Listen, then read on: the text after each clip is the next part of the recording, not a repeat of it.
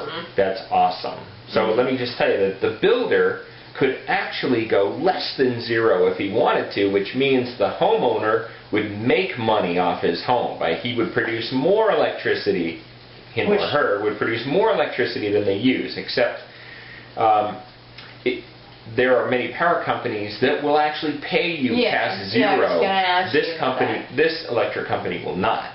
Okay, so they just happen to be in a market where that doesn't exist. But if building that home anywhere else, like in a county that would actually honor that, you'd be making money. It's all about money though. Okay. So the builder-developer, because of tax credits, rebates, and whatnot, can make a choice about what to put in the home, what's most cost-effective. And the people at the Florida Solar Energy Center, that's what they do.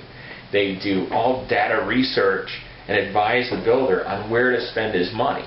Okay. So they actually quite easily got to a zero HERS rating on this first house. But they have to take everything into consideration. They take how many people are going to live there, what's the average temperature, your thermostat, your AC rating, the SEER rating, what kind of insulation, the construction methods. I mean, they have a 10,000 item list spreadsheet to get you to zero.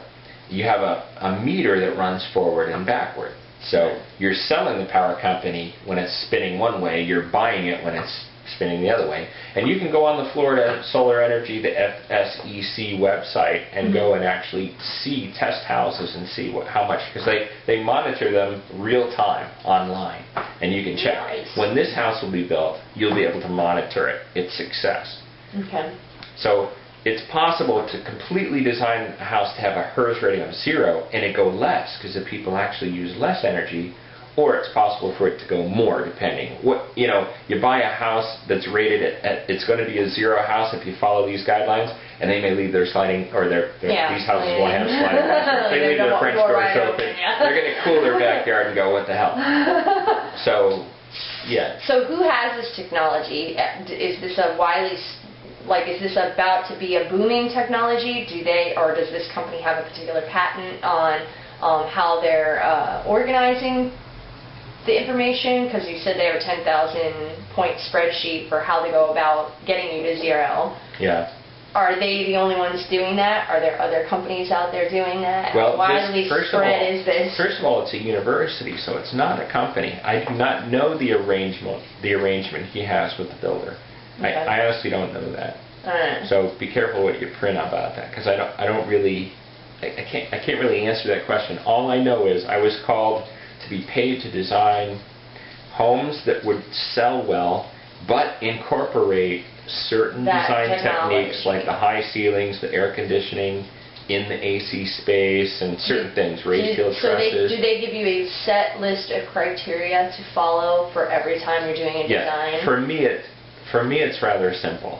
I just have to follow certain guidelines. I design a house as we always did, to have the best-selling house at a certain square footage. Visually, and functionally. Visually, they're mostly all open floor plans, great room resort style Florida floor plans. It's generally what it is. Lots of windows. They won't look like they're from outer space. Nope. They'll look just like any other home.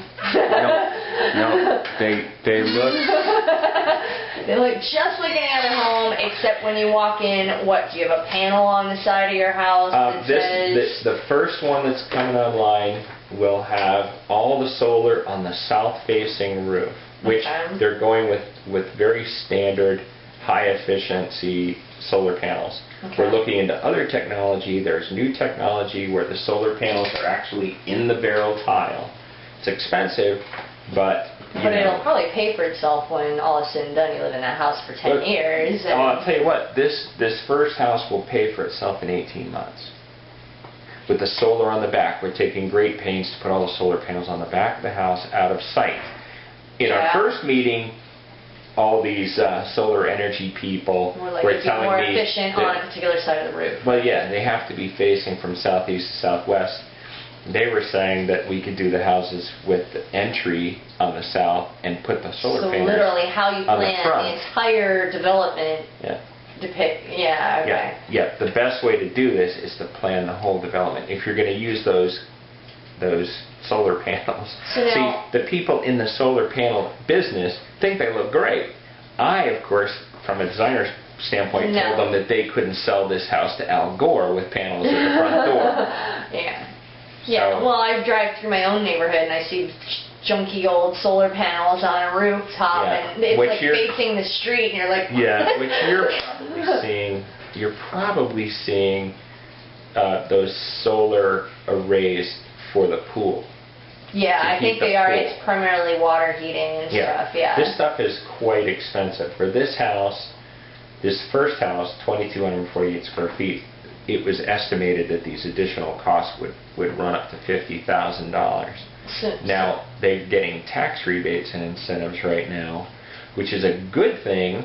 It drives the price down to about $15,000, which ultimately it's a builder expense, and he has to pay for that somehow. So that's a negotiated fee, I'm sure, to sell a house.